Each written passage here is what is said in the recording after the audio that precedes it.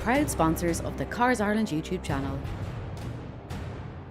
Cartel.ie, for car history data you can trust. Buying a used car? Get an exclusive coupon code now. See the comment section for more details.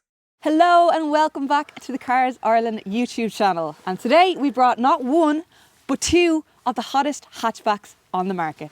And I'm not talking about me and Anthony. Yes, sure. Look at my hot hatchback. In an exciting turn of events, we're not talking about electric SUVs today. Instead, we brought two fun-sized petrol-powered hatchbacks that are more about thrills than practicality, but at the same time are still quite reasonably practical. Yes, they are, yeah. What have you got there? I have the Clubsport GTI, Golf Clubsport GTI, Golf GTI Clubsport. Doesn't matter. This sits in that niche between the Golf GTI and Golf R, which, I don't know, maybe some people argue doesn't need to exist, but here we are. They've invented a meal between breakfast and brunch. Exactly, yeah, exactly. And to tell the difference, it is quite subtle. It would be hard to know that you had the Clubsport, but it sits 15mm lower. It's got larger brake discs. It's got a changed LSD, or retuned LSD, electrical LSD. It's got a spoiler at the back. You've got some decals down the side. And these alloys, which I would like to point out, are a €1,000 option, but they do look the business. I have here with me the BMW 128ti, which cannot even be mentioned in a sentence without reference to the Golf GTI. So it's really cool to see them here side by side today, and dressed the same as well. Very same. White with sporty bits. Red sporty bits seems to be the order of the day. Obviously there is a priority list on hot hatches and stuff that you need to have to tick that box. So which would you like to start with? I think looks are a pretty important one. Yeah, when you see them here side by side, I think looks are important. And to me, I do not hate the 1 Series as much as some people do. It's just That's high praise indeed. if you just face it straight on, that's not great, the face. I do think this looks quite well, even though some people have not liked this front. Like, I don't think we're going to be able to give a definitive answer here. Obviously, it's very subjective. We can only give our own opinions, and in general, I preferred the beefiness and the chunkiness of the BMW, but at the same time I would agree with you that it does have a couple of weak angles where the Golf doesn't. Yes. But does that mean it's possibly a little bit on the bland side? It's a Golf at the end of the day.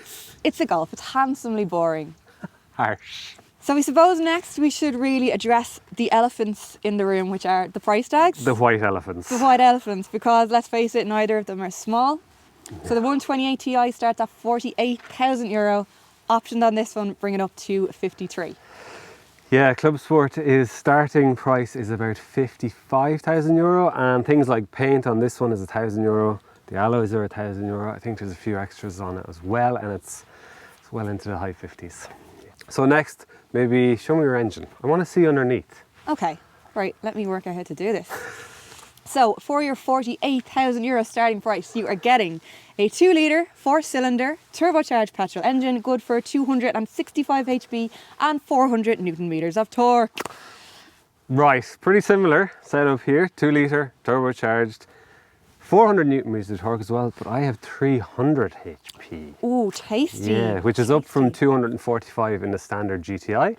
I don't think it looks the best. The accountants have definitely been involved here. This is quite boring. I was expecting a bit more excitement there. Yeah, I might write Clubsport somewhere just to lift it a bit. Yep, a sticker I think you've maybe. won that one. Yeah, I know, as we said, modern engines don't look all that exciting, but this black plastic is a little bit more exciting than that black plastic. And my rubber crap, yeah. Oh, I should also probably just point out that if you want more power from your 1 Series, you've also got the option of the M135i, which will also bring you up to the 300 mark. Yes. Shall we see what they sound like? Yes, that's very important too. Yes, very important.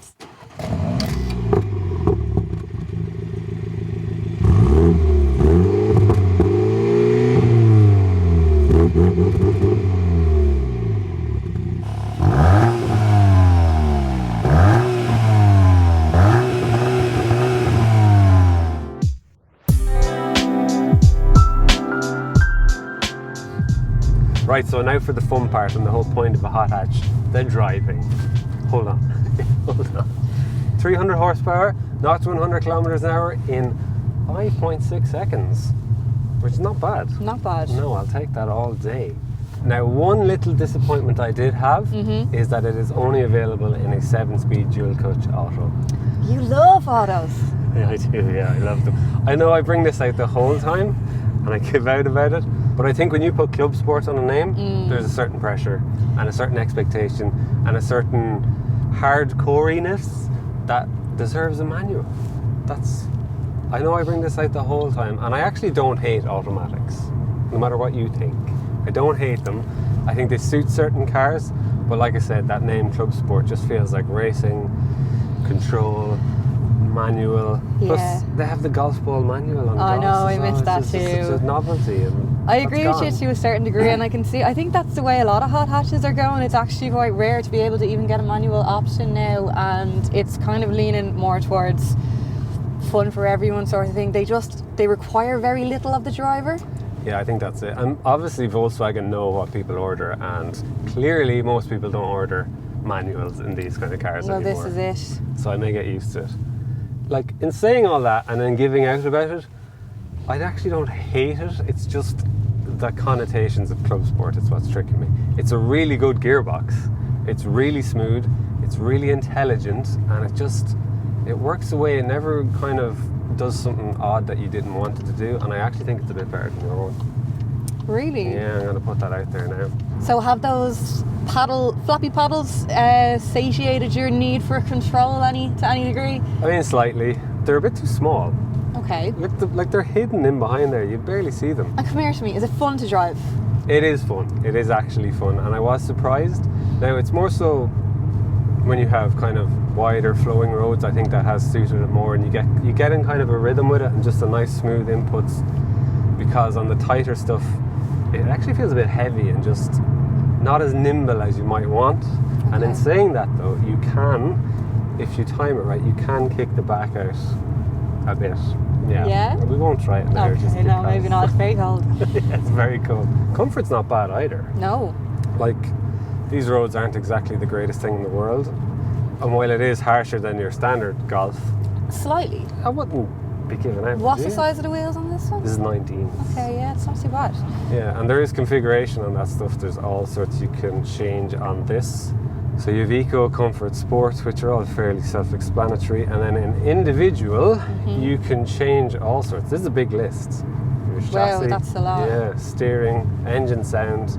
Yeah, so with 300 horsepower, it can obviously get a shift on, and it is that mid-range where it can kick you in the back of the neck and just get going up to, I suppose, illegal speeds pretty lively, particularly when you're going from like 50, 60 kilometers an hour up to that 120. I hear you, and that's the problem with autos. It's too easy. It just deals with it so easily, so quickly, and before you know it, you are breaking the speed limit. And you're getting a shock looking at the speedometer. Yeah, and that's the refinement as well, kind of tricks you a bit, in that it's so refined, so quiet, that when you are doing those speeds, you don't necessarily notice it. That's a good thing, really. It is a good thing. And those brakes are really well judged too. There's a nice feel to them.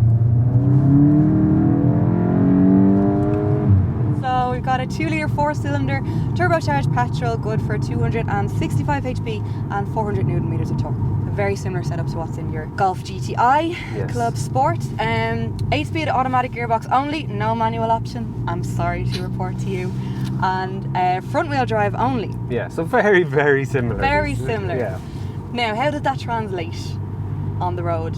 It's very tasty, I have to say. It's one of those cars that immediately put a smile on my face as I wheel span out of automotive on Monday, which is very easy to do in this season. Yeah, it lights up those tyres pretty quick, doesn't it? It can do. Well, I mean, that's one of the problems of that much power in a front wheel drive car. It needs a little bit of notice. Yeah. And do you think like you're missing out in the BMW-ness with the front wheel drive? You would have thought so, but I don't know how much of that is a reputational thing, is that expectation of rear wheel drive from a BMW, because I haven't missed it that much. I think a lot of that is to do with how good the chassis is on this thing, how good the balance is, and it just still allows you to put down that power with a really nice degree of control, and it kind of in a comfortable way. And you'll be thankful of it in Ireland in November and December when it's just You absolutely miserable. would. You absolutely would. So no, I don't think it hasn't been a deal breaker for me. Not that big a deal.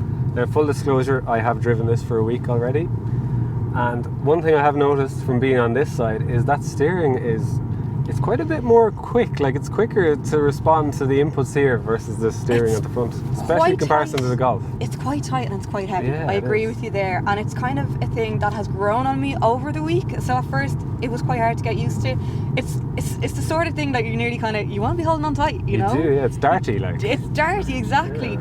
But it's grown on me in the way that I think that kind of being an 8-speed automatic, being so smooth and being so easy to drive, and as we were saying in the GTI, requiring such little driver input, it's kind of nice to have some degree of involvement in the drive. So it's actually a feature that's kind of grown on me. I'm liking it. It encourages what it should do. Exactly, exactly.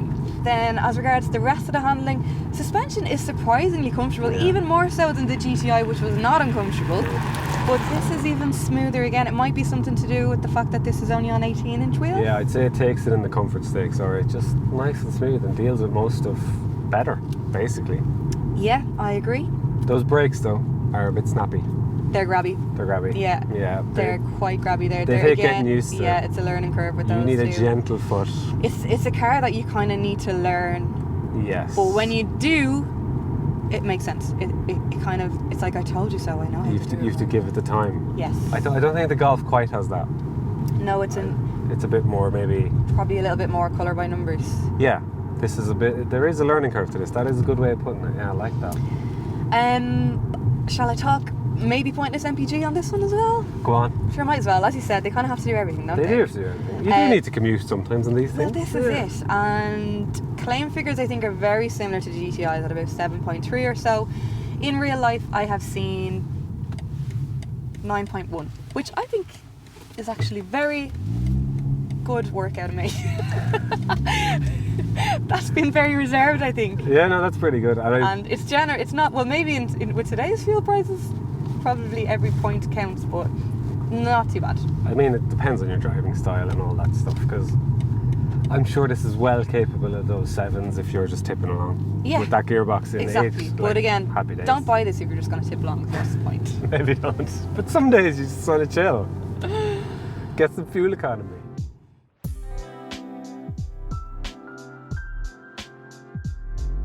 So at 50k plus, they're not exactly second weekend fun car territories either. You would expect a small degree of practicality from them too. Yeah, that's the whole point of hot hatches, just to cover all bases really well. So you, as a resident 6-footer, have spent some time checking out the back seats. Yeah. Which one are you more comfortable in? I was surprised, but I was actually more comfortable in your 128ti, a slight bit more knee room. Really? Yeah, slightly. That's interesting, because I think from the outside the Golf does look slightly longer. It does, but no, tiny bit more knee room. been deceiving. Yeah, deceiving. Then in terms of creature comfort, they seem like really similar. You've both got 2 mini USBs, there's air vents, Yeah, door climate pockets, control. all the stuff you want. This had an armrest. Yours did not. Mine doesn't have an No, armrest. there you go. And boots are the exact same? Exact same, Yeah. on the money, 380, which is pretty much very typical hatchback territory. Yeah. So you're talking like it's the kind of the standard. I will say though, and I know that they're not like strictly speaking supposed to be about this, if you have like one of the larger infant travel systems to carry around, Oh, yeah. they don't fit. Right. Just buy an Octavia I've tested both. You can't get those giant travel seats, well not my one anyway, in the back of this. into the boot without pushing the back seats forward, which is no good if you've got a child seat in the back. So if you're still at that massive travel system, Small babies. small baby, then 2 ox. it's not big enough. Yeah, just buy an Octavia RS. Older kids, absolutely no problem. Okay. Good to know. Good to know. More importantly, Yes. where we are, where the grown-ups are, in the front. Yeah. What do you think of the Golf? Yeah, I mean, I've always liked the Golf interior. It's very, you feel at home the minute you sit into it. That's one thing I've Yeah. always said about the Golf, and the GTI Clubsport is no exception, but sportier. Yeah, More basically. red bits. More red Is it more driver focused? It seems to be more angled towards you, or maybe that just seems that way because of this kind of nice sweeping carbonish effect. mesh kind of Yeah, netting. It's Yeah. nice. It's subtle. It's not over the top. No, it looks really good, and like it's got that premium feel, Yeah. and it's got good build quality. The only bit was maybe the door cards a bit cheap. Like you're talking marginal You would have to stuff. go looking for Yeah, that. you'd really, have to be. wouldn't you? Yeah. So the seats are very good. They're Okay. nice seats. I like the They're good, they're comfy, suede they're mix sportive. is always a nice touch of luxury. But I do feel like a GTI needs tartan. Yeah, actually. Where's the tartan? No tartan. And find a Clubsport reference anywhere in here. Really? Yeah, nothing. There's nothing to tell me this is the Clubsport over. And it's not in the dash. It's not in the the dash. glove box. It's not in the glove box. No. Which is odd, but That's strange. hey ho. Look, it's really nice. Steering wheel's really nice. Digital cockpit's really nice. Loads of configuration. Even have lap time options on it as well. Just Nice. appropriate with a Clubsport name. But Now- I have to take your word for it that it is indeed a Clubsport. Yeah, you do. You do have to take my word for it. I promise you it is. Okay, the bad stuff. Okay. These panel buttons on the steering I wheel, hate them. are very frustrating, very hard to use. You're never fully sure what you've pressed. I had cruise control on the other day and it was just, I wanted to go up like 1 and it jumped 10. Then I wanted to go down 1 and it dropped. It was just, I just find them Not so great. frustrating because you press one thing and the whole panel, it's just... yeah, it just no. feels odd. No. And that frustration travels across to the infotainment. Same idea, same fiddly, awkward, slidey buttons, lots of weird menus. Like, try and turn off lane keep assist through the infotainment. Where would you Alright, start? I'm going to press with the little car. Yeah. Oh, there we are. But this probably isn't great on video, so I'm going to stop you. Okay. So we're going to press assist, Oh, okay. and then you have to press the middle line to turn off. You know, like, you have to press the little button. Okay, they obviously don't want you to turn it off. They obviously want you to assist.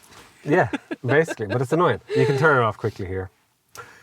Just to point that out. Yeah, I have to say, I'm not enjoying this new system from Volkswagen. Like, there was nothing wrong with the way the volume was. No. What's wrong with a twisty dial? Everybody knows how to use a twisty dial. It's muscle Yeah. memory. You We're literally broken will go- records now. We're broken records. The slidey thing is crap. Yeah, it does look good, but no. Other than that, pretty good. Yeah? See your one. Yes, let's have a look. So welcome to the interior of the 128ti. Quite a standard BMW affair, I think you might agree. Yeah, no bad thing. Not a bad thing, and I mean that with love in that it is basically the luxury of the bigger models fit into a compact space, and it's done really well. It's got that really nice solid feeling of quality, a really nice ratio of screen to buttons here. I really dig you've that. won that one. Definitely, Yeah. it's just so easy to use. You've got your beautiful little volume dial here. And the word doesn't move, The word Sinead. doesn't move, You just which be so really happy. makes my brain happy. Yeah. In terms of design, very similar vibes to the GTI. Yeah, red stitching, They've sports. both gone for the little red sporty bits and the kind of semi-carbon effect. Both nice and subtle, nothing too over the top. I did get a TI badge. Yeah, how do you feel about your TI badge? At least I know I'm in a TI. Yeah, well, true. Look, I don't mind it so much in here. I don't like it on the outside. I just feel like it looks like it was designed on Microsoft Paint. There, set it. Okay, but at least we know. But we'll forgive it. Seats are awesome. I actually think I prefer the mix of leather and this kind of nearly industrial fabric on this one. That It is feels hard wearing. It does feel hard wearing. You could vomit on that and no you'd be problem at fine. all. Spoken like a true parent. You could get vomit of that. No problem. just wipe it You could down. spill your Go coffee. again. No worries. I'm going to cliche this and just say Okay. it's a nice place to be. It is a nice place Yeah. to be. And it's better built by the door cards. Yeah. They are more sturdy It's than all my door very cards. solid. Yeah. Then on the iDrive infotainment system, I'm a big fan of this. As I said, I like the kind of mix between physical and screen buttons. It's very responsive. The sat nav is brilliant. Was it? Can be worked by voice control. And also a quick word on spec here because it is quite generous on this one, I have to say. And sometimes with BMWs you can find an option list that end up with a total price, the same price as another small car. Yeah, spending Not- 15 grand isn't too hard. Exactly. Yeah. Not the case here. They have been quite reserved. Now they have added a technology pack which adds LED adaptive lighting, high beam assist. Keep in mind, light stuff is always quite expensive. Yeah. A head-up display, which is actually a really, really good one. No, not a naff plastic screen in sight. A parking assistant that comes with a reversing camera. Isn't that nice? Yeah, I don't have a reversing camera. That's blowing my Yeah, mind. €400 option. Wireless phone charging, and that comes through about 2,300. But some really useful stuff in there. Yeah. Then the only other really big one is this Harman Kardon sound system, give or take £1,000. If you're an If you're into your audiophile.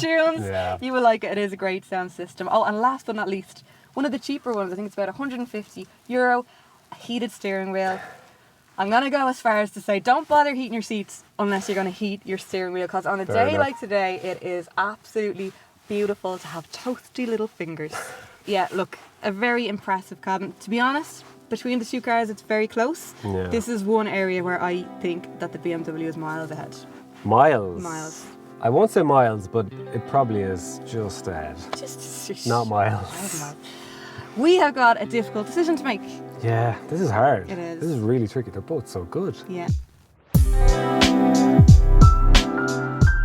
So how do we conclude this hot hatchback hoedown? Have you been waiting to use that line all day? Yeah, I didn't script that at all. Well, go on, I'll let you go first. I think the simple fact of the matter is, if you had the guts of 60 grand, which is what we're talking here, to spend on either of these, you'd be happy with both. And like, I think both would be very easy to live with, very practical, great performance, good comfort, like a joy basically. They're both a really good mix of performance and practicality. Like a hot hat should be. And exactly, I agree with you. I would be very happy to have either of these on my driveway. Yeah, But if I had to pick, go on. I'd be going with my BMW, just because I think it's a choice that's a little bit more left field. I think you're going to see a lot of these on the road. Yes, you are. And I personally feel that this has a little bit more character. Possibly a bit. That might be just the curse of this Popularity. being everywhere. It's hard being popular. It is hard being popular. The Golf knows that. But I think I might lean towards the Golf because I actually think it looks a bit better. Well, That let's might be settle it. then. You keep that one. I'll keep this one. Handy. We hope you enjoyed the video. If you did, please do give us a like, a share, subscribe if you'd like to see more like it. And if you're in the market for either a BMW 128ti or indeed a Volkswagen Golf GTI Clubsport or any other Volkswagen or BMW for that matter, you will find a huge selection of used cars from Ireland's most trusted dealers on CarsIreland.ie.